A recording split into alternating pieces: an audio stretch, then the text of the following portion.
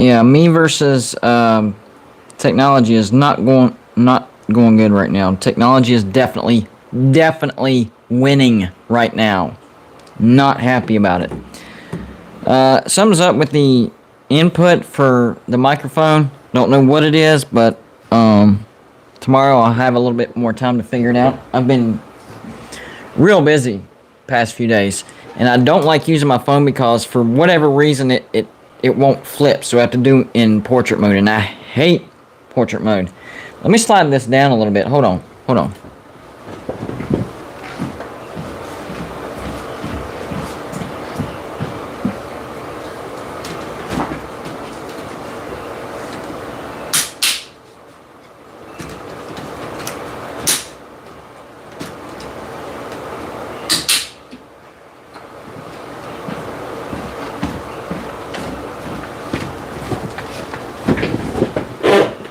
We gonna get this. I promise, guys.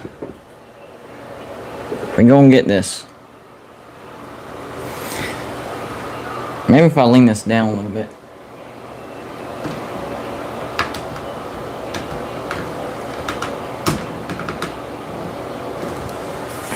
Alright, that's the best. How's my video looking? Because I'm looking on my other phone. It's not looking all that great as far as quality goes. So hopefully that's nothing major. But yeah, it's been one of those nights where I'm I don't think I have my screen locked into my saving settings, but I'll go back and look afterwards. We'll see. We'll see. But anyways, we did finally get here. Finally. Thank the Lord. And check this out, guys. Check this out. So, y'all know I went to West Virginia not this past weekend. Was it this past weekend? I can't even remember. No, it was the weekend before. It was the weekend before. 2 weekends ago. So I went to West Virginia, right? And I thought, you know, just in case, let me bring my names for the logo brackets. Remember? Logo brackets. Still doing it. Promise, I'm still doing it. So I took the names, you know, where I was drawing them out, took them to West Virginia, just in case, and I left them there. So I had to redo it, and, you know, I was like, you know what, I'm not doing live shows, I'm just going to pick them out, have the brackets done. And turns out, it's probably a good thing that I did that, because I had the numbers wrong, and there's a lot more,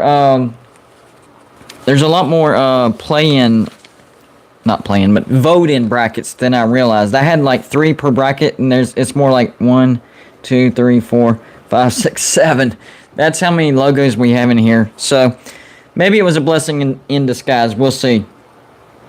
For those of you who are in here right now, do me a quick favor. Hit the like button or the thumbs down. Either way, it helps the video, gets it suggested more, and more people come in.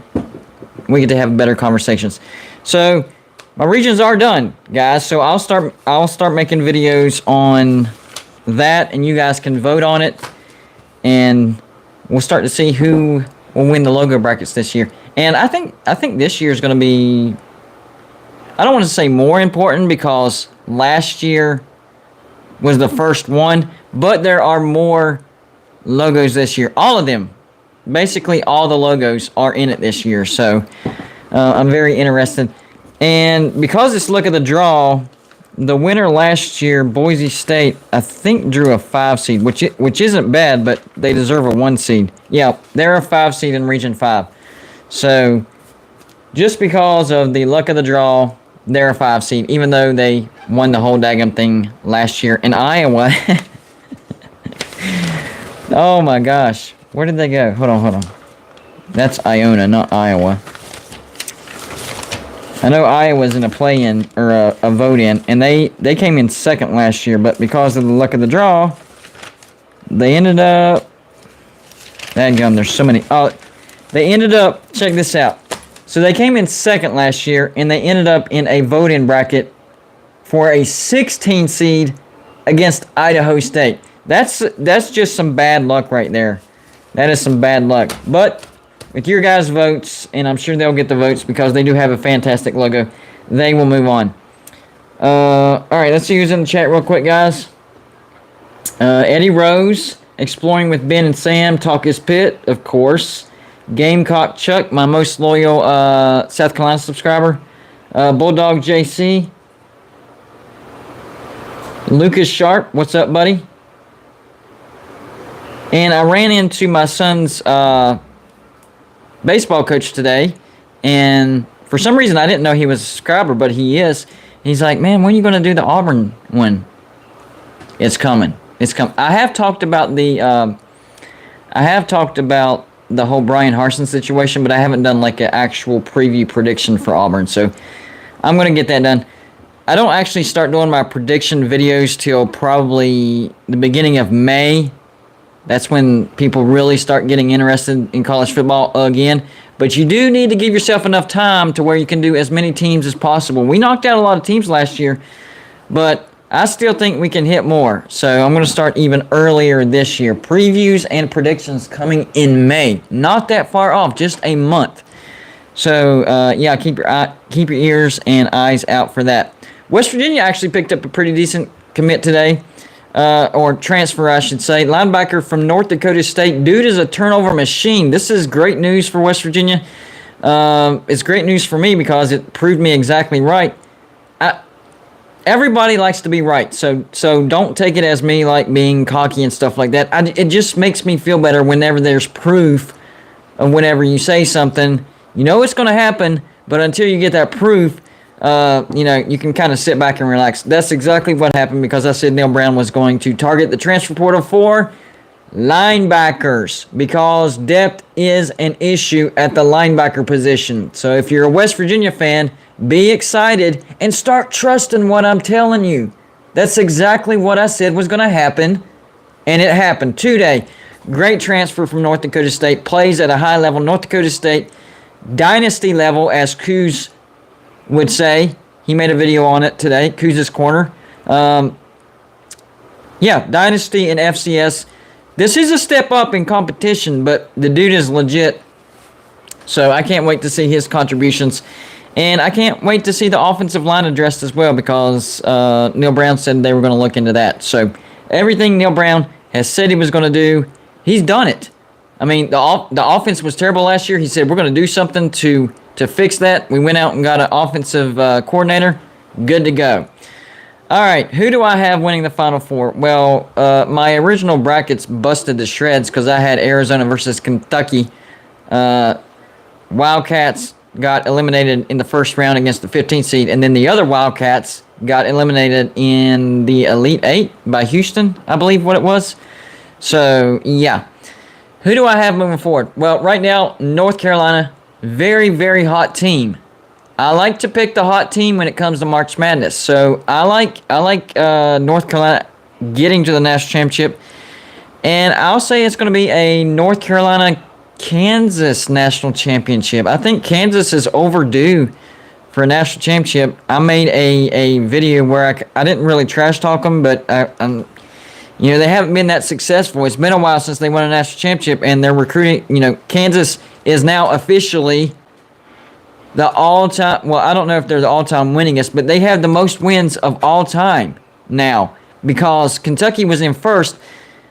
And because Kentucky got knocked out of the first round and Kansas kept going, that switched. So if Kentucky wouldn't have got knocked out in the first round, maybe that wouldn't have happened. But it did happen, and now Kansas has the most all-time wins in basketball. So, yeah, I would say Kansas because of experience, but North Carolina is a hot team right now. They were finally the team that was able to knock out St. Peter's. They have beaten Duke once already, and it was at Duke. I know they lost at home to Duke earlier in the season, but they've proven that they can beat Duke, and they beat them pretty bad. So we'll see. What about that storyline, guys? So this is the last year for Coach K, right? Last year, and who does he meet in the Big Dance? His arch rival. Not only do they meet their arch rival in the Big Dance, they meet them in the Final Four. Final Four. If he had his coaching career mapped out, that's exactly how he would have picked it winding down. Probably national championship beating North Carolina.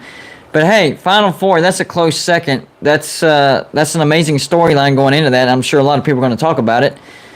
And can Coach K win a national championship on his way out? Wow. If he does that's called ice in the veins on the way out. Ice in the veins on the way out. Amazing stuff right there. But even if he doesn't, he got to a Final Four in his last season. It's crazy. He got to a Final Four in his last season. Knowing it's his last season, still did it. All that pressure, knowing that this is it. No more chances. Still got his team to the Final Four. So I do have to give a shout out to Coach K. I'm not a Duke fan, okay? Michael Walker, yes, winning would be icing, but icing is getting to the Final Four, knowing that this is it. Like, how many times has Duke gotten knocked out first round, second round, Sweet 16, blah, blah, blah, kind of like Kansas? Yeah. So, yeah, I would call this ice in his veins year. It wouldn't surprise me if Duke beat North Carolina. But I think North Carolina's hot right now, so it's hard. It's difficult to pick right there. America's probably going against North Carolina right now because they knocked out St. Peter's, but America don't like Duke either, so we'll see. So, like I said earlier, hit the like button, guys. You guys did your job earlier in the stream. Now we have a few more in here. Now I need the people that are in here now to either hit the like or dislike button. It helps. I try to periodically remind you because it shows that it grows the video, and the proof is in the pudding. That's what I like to say it. Traveling Fools in the house. Me and Traveling we've talked a lot about the Slob Olympics, how other people are whining about it. They say that if the 40-yard dash would have counted, that Traveling Fools would have won. And yeah, that's a true story. But the camera situation got that all messed up. And he's actually cool with me having the trophy. And here's the thing. Let me just I got to get this off my chest real quick. So whenever we did the Slob Olympics, number one, the Slob Olympics is why we all get together. It's a competition for YouTube creators. It's supposed to be for fun, right? That's what brings us together. But why we're really there is to hang out with each other, talk to each other, do shows with each other, all that stuff. And so it's turned into this big deal where, oh, well, if they would have counted the 40-yard dash, then, Traveling Fools would have won, or Golden Bluted would have finished out of the top 10, which is not true. But the guy that would have won had the 40-yard dash counted is the coolest guy about me having the trophy. The coolest. He's okay with it. Traveling Fools is okay with it. We've talked. But the other people, some of which didn't even participate, are freaking whining about it. It is insane. Insane, guys. So, shout out to Traveling Fools, which, by the way, he does have a YouTube channel. So does Talk His Pit. I think P. Digits does, too. Anybody, hey, feel free, if you have a YouTube channel, feel free to tell everybody. Millis Vanillis, he has a YouTube channel. Go check his out. So, yeah, anybody in the chat, if you have a YouTube channel, feel free to shout yourself out in the chat. I'll try to catch it and shout it out with you. So that's how that works. I try not to be stingy about that, because if people were stingy with me, then I wouldn't have broken 5,000 subscribers whenever I broke it. So I try to help other people as well. So if you have a YouTube channel, you're in the chat, shout yourself out, and I'll try to second it. Let's see. I have a question for Michigan State fans, because I've been trying to, and I know Michigan State, this is what reminded me, MSU Detroit fan. I know he's a Michigan State fan. I'm trying to figure out my opinion with Michigan State, because I know they lost their leading running back, which was a big deal. I think their defense is going to be solid, but whenever he was out, Michigan State didn't do all that great. So is their offense going to take a huge hit because he's gone? I think it will, but they also recruited very well and hit the transfer. So MSU Detroit fan, I want your opinion on that, because I'm really trying to figure out my opinion on Michigan State. As far as JT Daniels, where is he going? We don't know yet, but we do know that he visited West Virginia this weekend, and I haven't really heard a reaction. Let me see if I can find something possibly on Twitter, maybe. Or, hold on. Give me 1 second, guys. I got this. Probably should have looked at this earlier because I do need to do a video on it. I just haven't heard anything out on social media. Let's see. 1 second.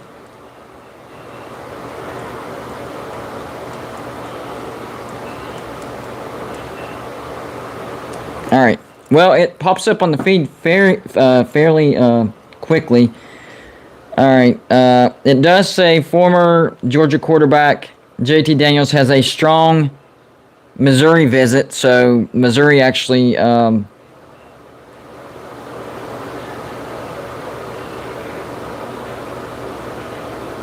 a good visit with him. Let's see. Any updates? I'm looking for an update. All this is old news.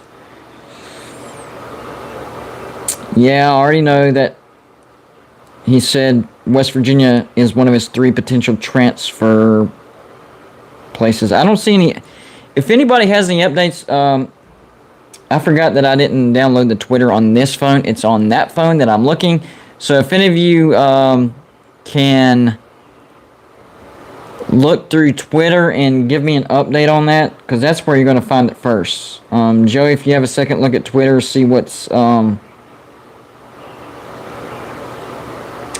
on with that.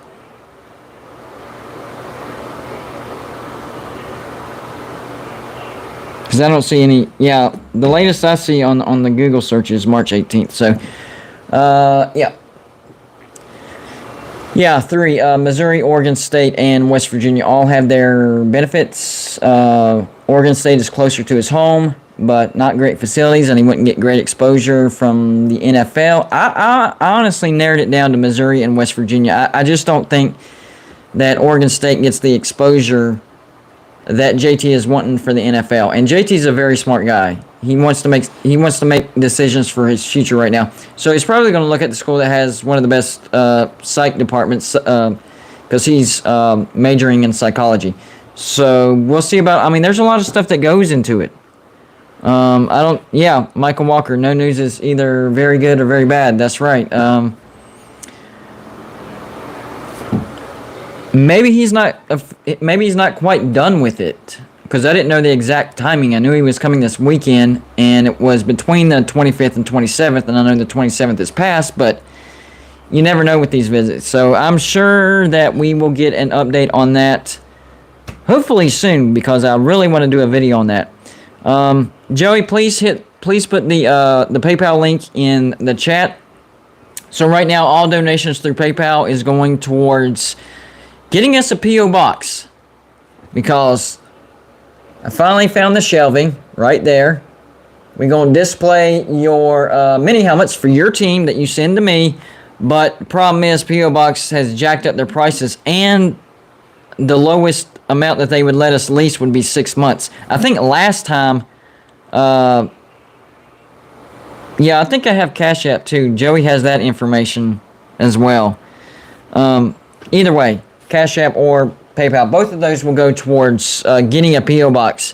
So for 6 months, it's going to be about $189. We're going to get it either way, but donations, help to get that quicker. Delta says JT Daniels going to Oregon State. What source? I need a verification on that. What's the source that's saying JT Daniels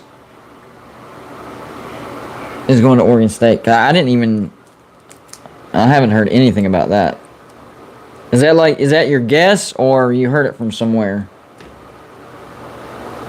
Now I'm curious.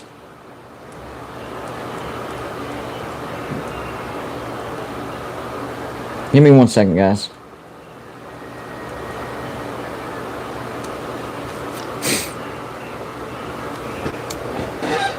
Let's see.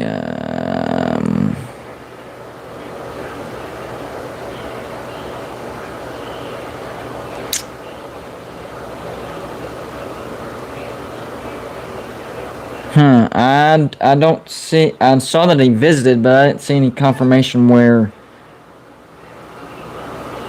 It does say it went well on March 16th. That was before the West Virginia. And then 2 weeks ago, a YouTube channel posted, "Is JT Daniels headed to rival Oregon State?" I'm guessing that's an Oregon channel. Yeah, that's an Oregon channel. So yeah, there's the PayPal right there. So all donations right now are going towards getting a PO box, so we can start getting your favorite channel mini helmets. Start displaying them. Who will be the first helmet sent in? That's one. That's my biggest question. Who will send in the first helmet, and what team will it be? I'm pretty excited about that. And I'm glad I found that shelving, because me and Joey were trying to figure out a way. You know, we had the plan of doing the curved kind of 3D look, but we're very far apart, and it would be tough to communicate the ideas that I want, and then for him to do it, and then it would have to be shipped. That's kind of impossible. So we're trying to figure out a different way to do it. But right now we have that shelving, and I think it has a rustic look. I think it's going to work. I don't know. What's y'all's opinion on that? What do you think about it? It's not going to stay right there. It will be in camera shot, and we're going to prop it up to where you can see it. But what are your feelings on that? And I think one of the things that I really like about it is it actually shows the area that I live in. So it almost like, you know, very gold and blue dude-ish right there. Because, hey, that's where I live. I live in upstate South Carolina. So I think it works. What do y'all think? Yeah, we do take super chats, and we always appreciate super chats, but we're not doing super chats for. Okay, the best way that I can explain super chats is YouTube takes a cut, and it kind of goes into the YouTube paycheck. So that would be hard to kind of decipher. So PayPal donation would stay separate in the PayPal account, and then I can be like, all right, I'm using that to buy the shelf. But I mean, I could keep up with the super chats and write them down, and we'll take that. That's actually a good idea. I might start writing down all the super chats that went down in the chat, and then I can designate that out of what I get paid for YouTube. Very good idea right there. I didn't even think about doing that. We can do that. So yes, if you'd like to support Golden Bloated through Super Chat, it's that $sign down on your bottom right, and guarantee that I will definitely read your comment as well. Always encourage that. Let's see. Oh, MSU Detroit fan answering one of my questions. Once we get to our game against Washington in Seattle, that's when we're going to see what team we're going to be this year. Yeah. See, that's why I'm trying to make up my mind, because last year Michigan State was actually probably the team that I was the most wrong about. It was Michigan State and BYU. Those were the two teams that I was just flat wrong about. Everybody else, I was either right on the money or close enough. Those two teams, I could not have been more wrong. So, I don't know. I don't want to make...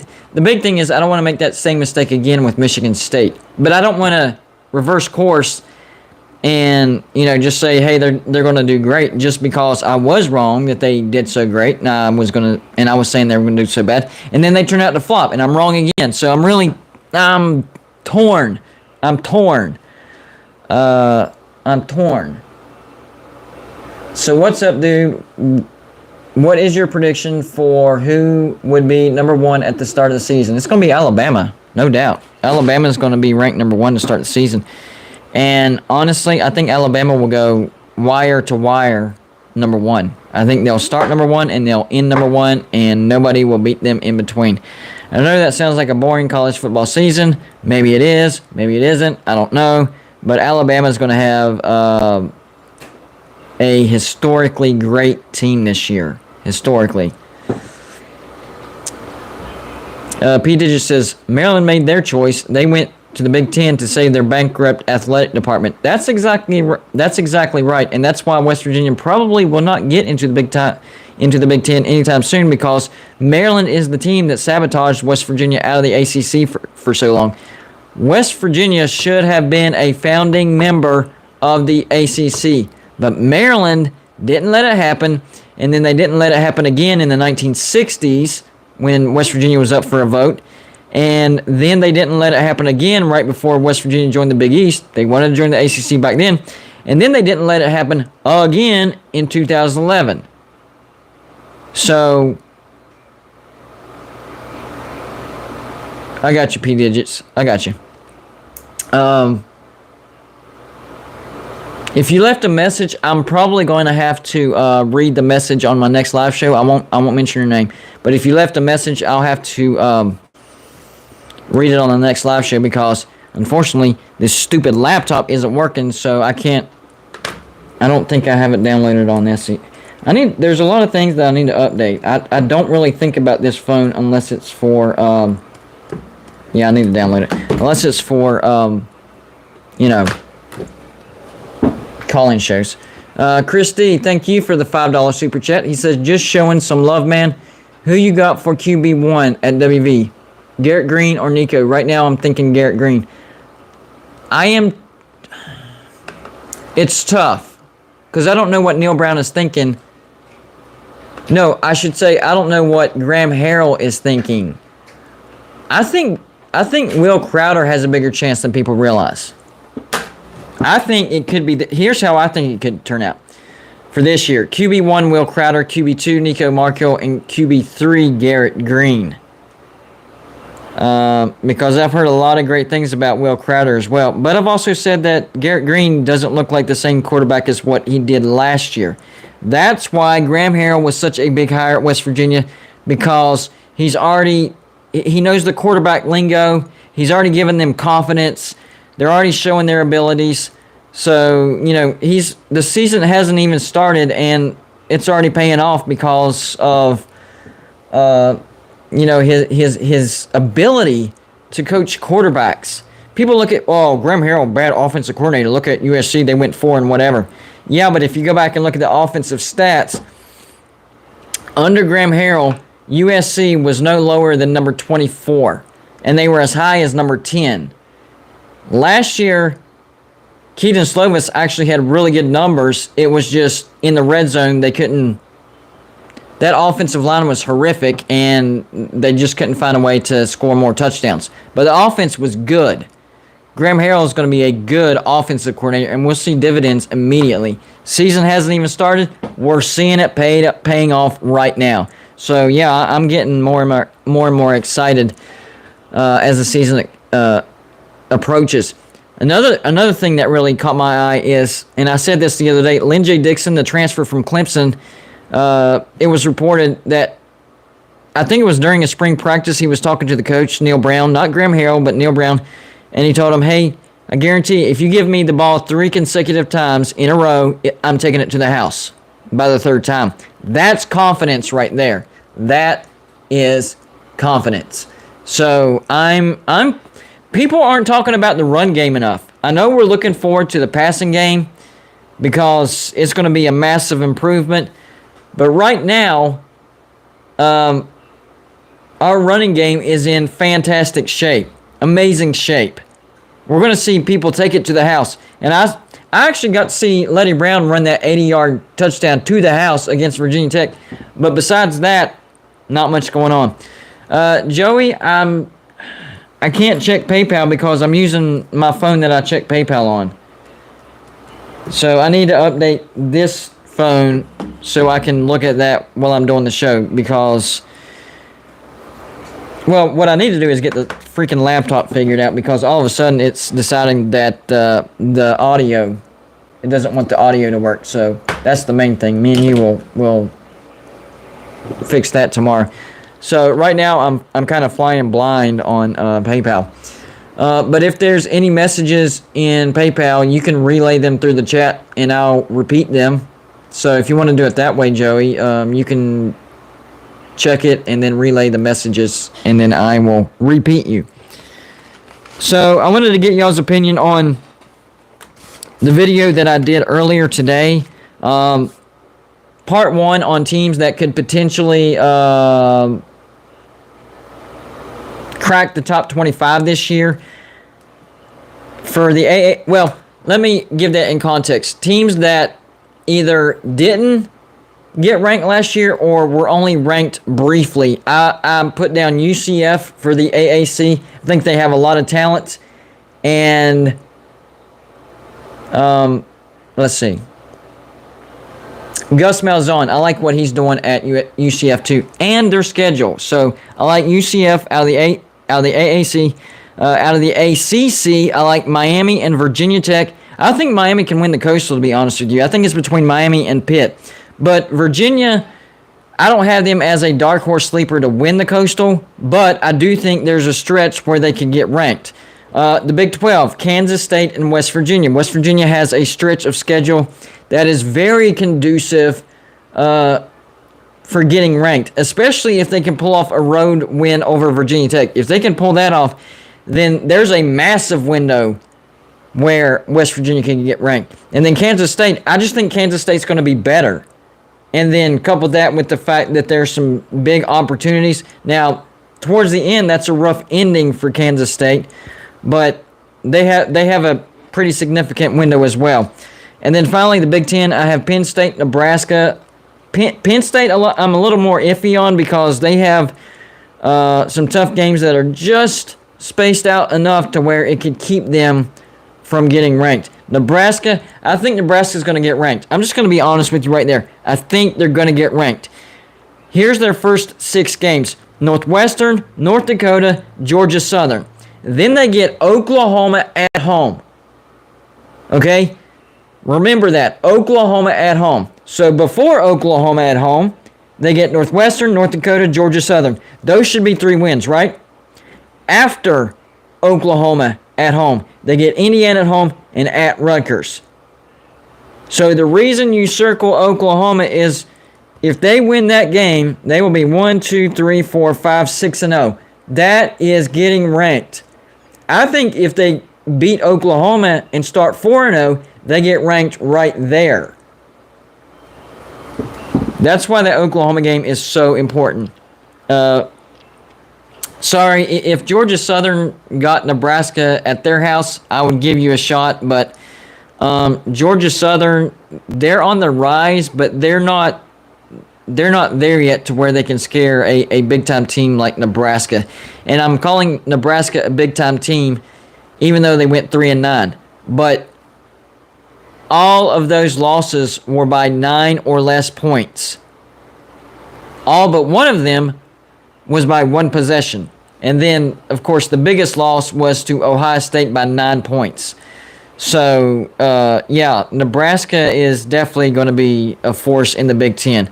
And I get that Georgia Southern has the 6th most returning production, but are they returning the 6th most production from a Sun Belt championship team, a 10-win season? What's the context there? What kind of a team was Georgia Southern?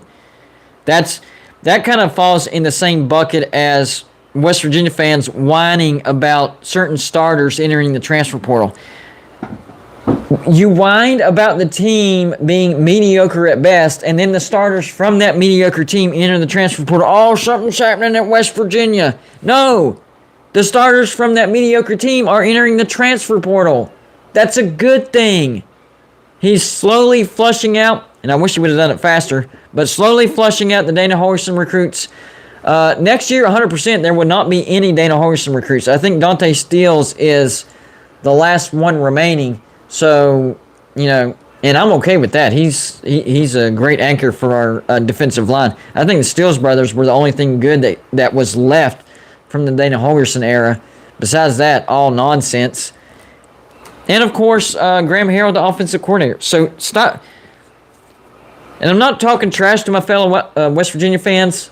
You know I love y'all. But stop the whining about that. It is a good thing. You whine about the season and the players for that team. And then when those players in the transfer portal, you whine about that. Be glad. That's what you wanted to happen. You absolutely trash-talked Jarret Doege. He needs to go now. As soon as he entered the transfer portal, There goes our starting quarterback. What's West Virginia going to do? What?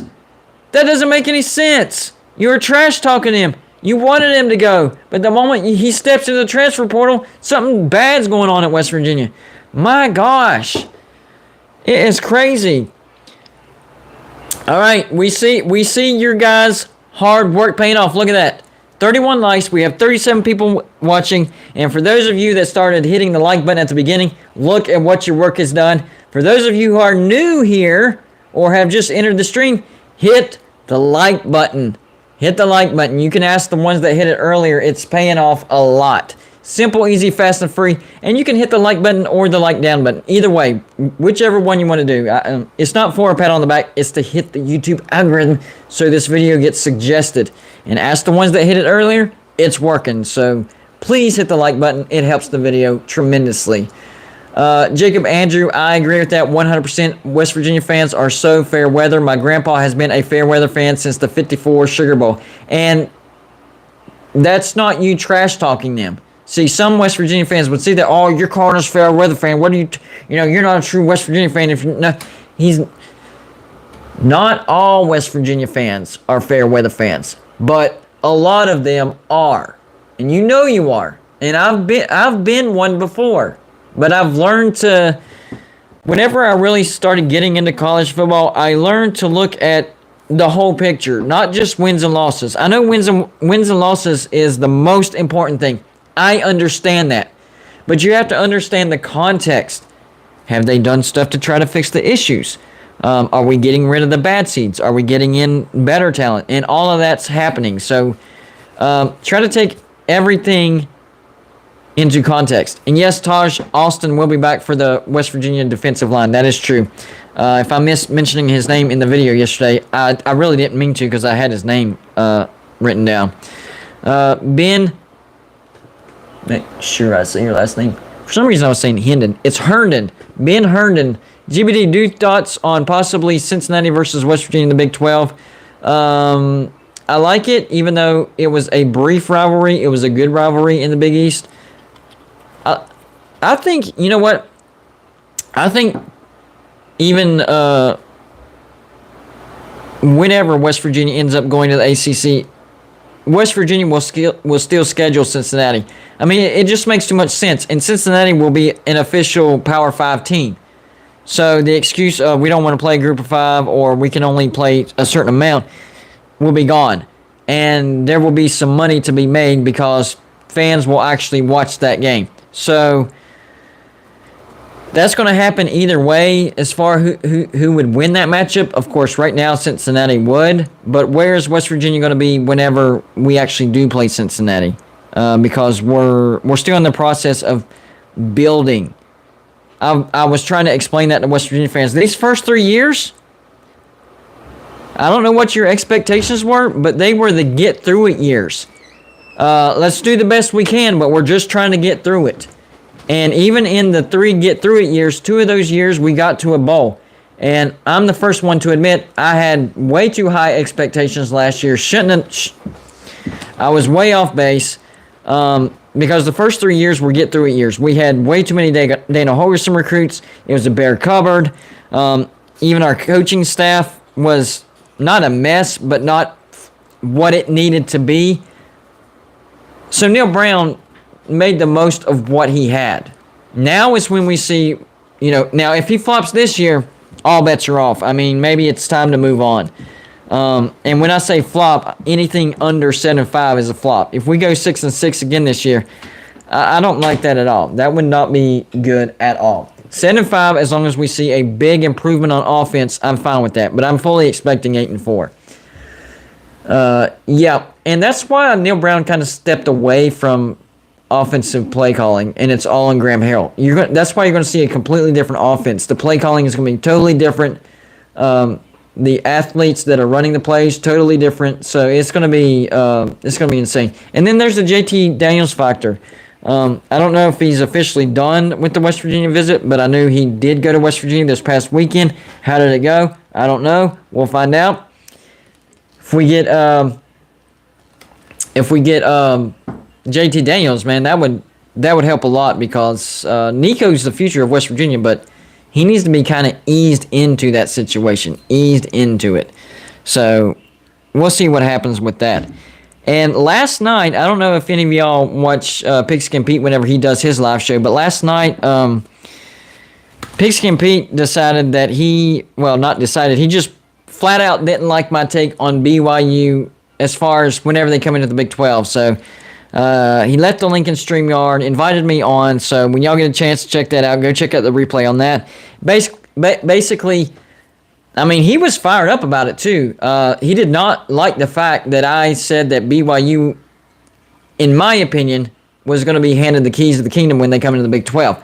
Let's face it, in every Power 5 conference, there is that team that has the keys to the conference. Right now, in the SEC, even though Georgia won it, Alabama still has the keys of the SEC. Everybody knows it. They get their way. They get the calls. Alabama has the keys. In the ACC, it used to be Florida State. Now it's Clemson. Whoever makes the conference the most money, that's who's going to have the keys. All right? So keep that in your head. So SEC, Alabama, ACC, Clemson right now. Big Ten, Ohio State has the keys. Pac-12, Oregon or USC, I'm not really sure because nobody has really took the bull by the horns. And in the Big 12, it's Oklahoma. All right? So, and I know Texas has the money. Yeah, but right now Texas is struggling. They're not making money. They have money, but they're not making money for the Big 12. That's why I say Oklahoma has the keys to the kingdom right now. Well, they're going to be headed off to SEC. In comes BYU, Houston, Cincinnati, and UCF. And on top of that, you have the existing Big 12 members. West Virginia, Iowa State, Kansas State, Oklahoma State, Texas Tech, Baylor, and TCU. All right? You cannot forget about those names. So out of all those names, I wasn't saying that BYU was going to have the most success.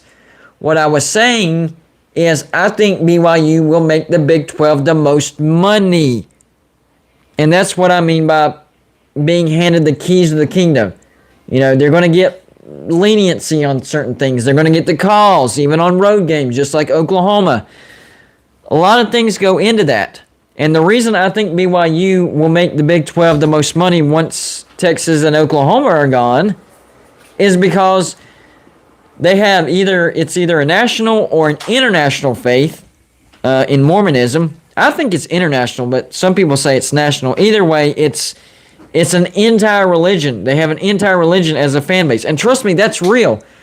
When I was, 12, I lived probably about 20, 30 minutes from here in Greenville, South Carolina. We had neighbors that were Mormons. They were not from Utah, but they had converted to Mormonism. Guess who they rooted for? BYU. 9 times out of 10, if you're a Mormon, your favorite college football team is BYU. So that's why I say they have an entire religion behind them. And they have a pretty strong brand, and historically, they're pretty good. They have a national championship back in, 84?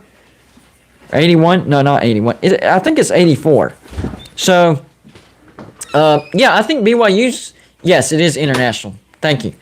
I think BYU will make the Big 12 the most money. And you got to realize that BYU was one of the biggest jackpots as far as drawing in either an independent or a transfer from another school. I would think the only team conceivably available would be Notre Dame that would be worth more. Now, Cincinnati, yes, they're successful, and yes, they did make the playoffs. I don't think they're going to bring in more money than BYU. Sorry, Cincinnati fans, I just don't see it. UCF.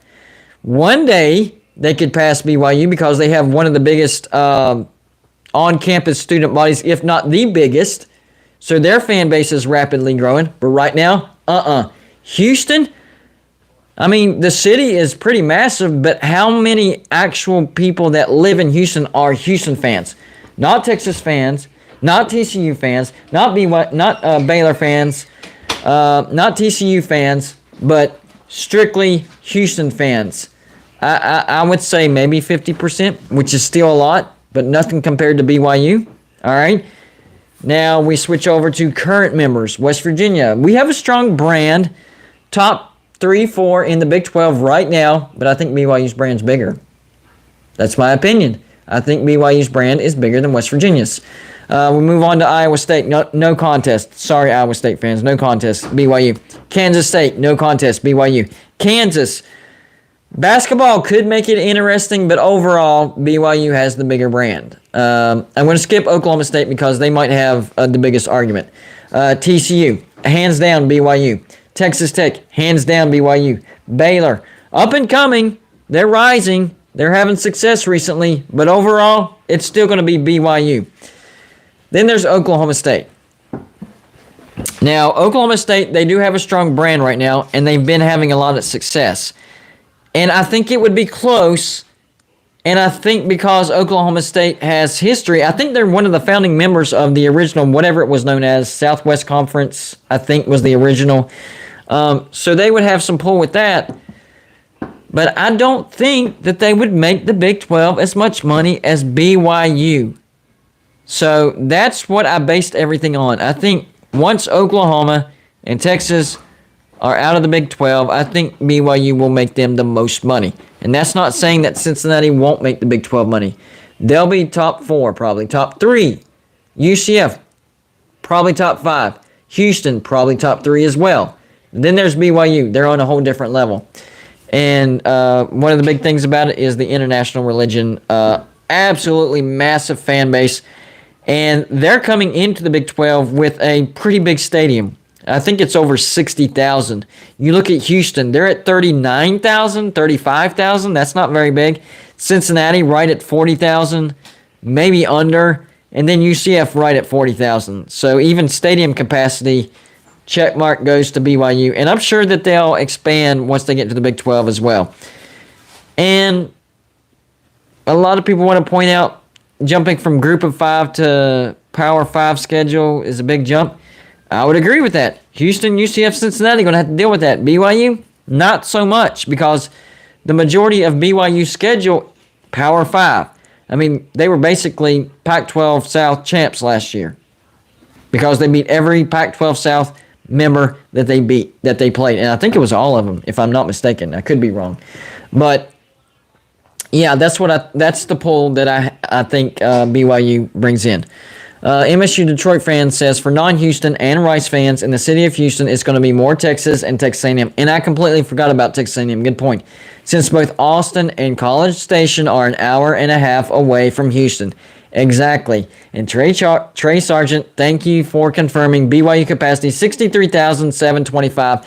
That is a bigger stadium than West Virginia. That is a bigger stadium than Kansas State. That's a bigger stadium than Kansas. That is a bigger stadium than Oklahoma State. Bigger stadium than Baylor. Bigger stadium than TCU.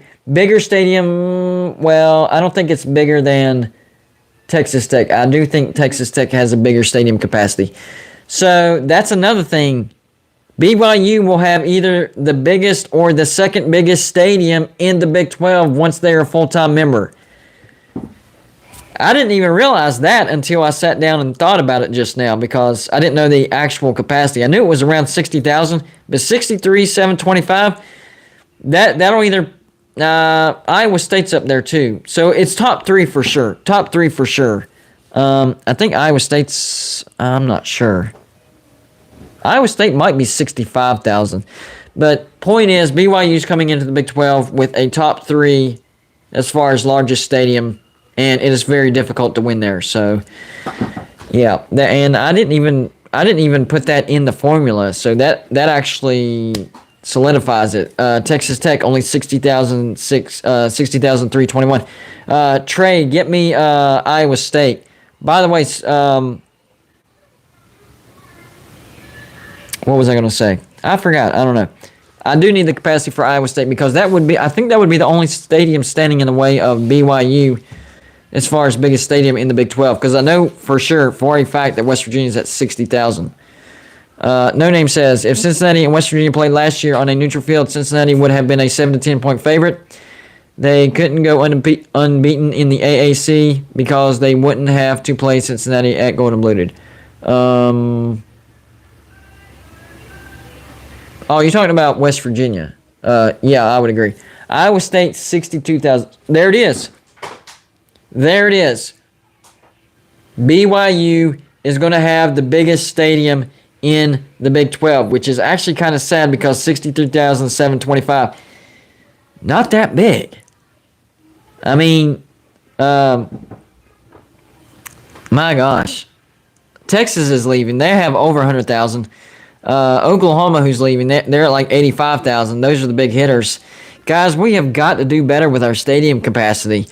And if y'all have been a long-time subscriber, you know that that's one thing that I've actually preached about West Virginia. We need to expand to 70,000. Oh, Golden Blue, dude, we wouldn't be able to field that consistently. I understand that. But if you want to bring in bigger recruits, you need to. I'm not asking for a 100,000 seat stadium. 70,000. That's just That's 10,000. It's not all that much, and I think we would fill it more than you think we would. And this doesn't just go for West Virginia; it goes for all the Big 12. This is we're supposed to be a Power 5 conference, and only 2 teams are above 70,000, and they're actually leaving. That's not good. That's not good. And those big-time recruits want to play in front of a lot of people. In front of a lot of people. So, it's a catch-22. Okay, some people think of it this way, right? We need to start being successful a lot more before we build 70,000. That way we can ensure we will fill it up every time. I think that's nonsense. I think it's the other way around. I think we need to expand to 70,000. That way we can be more successful because it will attract the bigger athletes. We're thinking backwards, guys. We're thinking backwards. We don't have to be. We need to go to the playoffs before we expand. Okay, then we're never expanding. We need to have a 10-win season. That might be a few years because we're rebuilding. And then once we do hit 10 years or 10 wins like we did back in 2014, 2013. It might have been 2016. I get my years mixed up. Houston Stadium, well, that's the Texans, 73,000. I'm talking about Houston University. It's like 39,000. But so for me, I think the opposite. I don't think that you have to be, 10-win season, 5 years in a row, then we can expand. Now you're trying to set yourself up for impossible expectations, which is one of the reasons why West Virginia fans want Neil Brown fired. Impossible expectations. You have to do things, you have to take steps to get to those expectations. It's not just, we're going to stay as is, and coach, you need to get us where we want to be. That's not how it works. The university has to take steps as well. So, and expansion is one of those. I do like the fact that we poured a lot of money into our recovery center, our locker room, our players' lounge. Heck, we even have a recording studio for people that are wanting to try to make record albums. Yeah, that's a real thing. That is going to help with recruits. And my suggestion is this: the very first thing, and if you're not a West Virginia fan, you might not be familiar with this. The very first thing that we need to do is the section of stands that connects the end zone over the weight room needs to be extended all the way down to the ground. Okay? Number one, that adds capacity. Number two, it traps the noise in. The way the way that one end zone is constructed makes no sense. It's like a thin row of seats connects the end zone, so technically it's connected. But there's this wasted space between that. It's like a build. It's sitting on top of a building. That's wasted space. We need to bring the rest of those stands down. It would bring up capacity, and it would trap the noise in more. Once we do that, then we can do what Iowa State did. We don't necessarily have to connect the upper end zone, but we can bring it out. Iowa State didn't connect that upper end zone, but they brought the corners out more.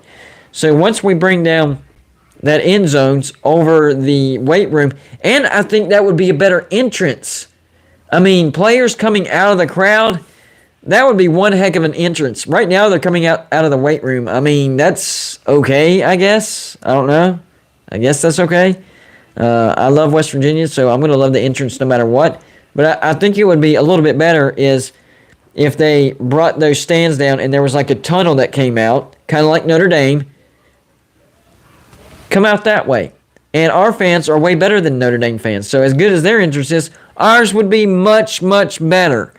So yeah, there's a lot of, like, to me, no-brainer things that need to happen that hasn't happened. I don't understand it. Maybe I'm overthinking it. I don't know. Yeah, Clemson's entrance is called the most electrifying 25 seconds of college football. That's how good it is. And they're actually expanding right now. They're actually bringing out the corners on the bottom for more. And they're actually, there's like a, I don't know if it's going to hold stands, but the brick exterior is going to actually come around it, and they're going to have more LED scoreboards right now. So, yeah, Clemson is expanding. Think about that. Clemson expanding. I think it's going to be around 90,000, something like that, 90,000. So West Virginia needs to get it together and start, thinking bigger. If you want to be bigger, you have to think bigger. It don't just come to you. You have to take steps. I don't know. It just drives me nuts, and I don't understand it. We have big expectations, but we won't take steps towards those big expectations. You can't just have high expectations and do nothing. That's not how life works. If you have high expectations, you have to do stuff to get to those expectations. So that's not, I don't even know. Ben Herndon, going to Bluted, would West Virginia versus Marshall be a possible rivalry? I don't know much about Marshall, but I think they will have one of the biggest stadiums in the Sun Belt. 40,000? So maybe. Rivalry? No. If you ask Marshall fans, it's a rivalry, but it's not. We're 12-0 against Marshall. Would I be interested in playing Marshall every year? Yeah, we need an extra win every year, so I'd be okay with playing Marshall every year. No problem. That would give us a guaranteed extra win every year. What did I miss? Because JT Kathy says Golden Blue Dude has West Virginia. I have West Virginia what? I missed something. I'm lost, guys. I'm lost. But yes, West Virginia Marshall needs to play on the regular. I'm good with that. I am 100% good with that. And good comment, Scott Alfred. That's why Rodriguez left. What he's talking about is Rich Rod left because West Virginia refused to take those necessary step forwards to stay relevant. What's he talking about? He asked for raises for the assistant coaches so that we could retain them. All right? He's the one that called for the renovation in the end zone where the band sits now. And he was wanting more renovations and more capacity added on the other end zone. But they did not want to grant his raise for his assistants. And he just didn't see West Virginia progressing anymore. So he moved on to Michigan. He thought what they were doing to his assistants was not right. He was not asking for a raise for himself. He was asking for a raise for his assistant. So there's that. We are one like away from 40, guys. So we just need one more like. It's simple, easy, fast, and free. That would be awesome to reach 40 before we get off here, and I would greatly appreciate it as well. JT spewing lies in the chat. I'm missing something.